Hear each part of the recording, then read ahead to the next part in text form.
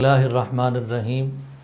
تمام عاشقان رسول کے لیے 7 حکایات میں سے ایک حکایت نماز تراویح کے حوالے سے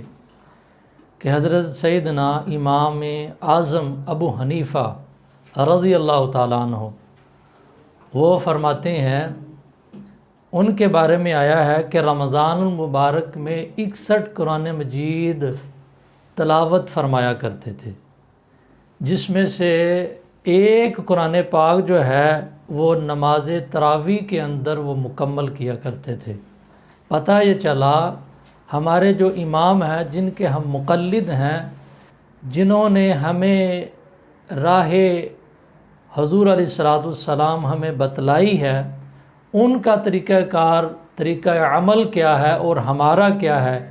کہ ہم نماز تراویح تب پڑھنے کے لیے جاتے ہیں جب 8 رکعت مکمل ہو جاتی ہیں، یا ہمارے ہاں یہ مشہور ہے ہم نماز تراویح پڑھنے جاتے ہی نہیں، اس ڈر سے نماز عشاء بھی جو ہے وہ ترک کر رہے ہیں۔ تو لہٰذا کوشش کریں کہ نماز تراویح نہیں پڑھ سکتے، چھوٹ تو کوئی نہیں، معافی تو نہیں ہے، لیکن نماز عشاء جو ہے وہ باجماعت ادا کریں، کیونکہ یہ بہت ہی اہم،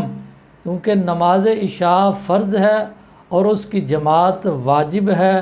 جو احباب اپنے گھروں کے اندر نماز عشاء ادا کرتے ہیں، میرا ان کے لیے پیغام ہے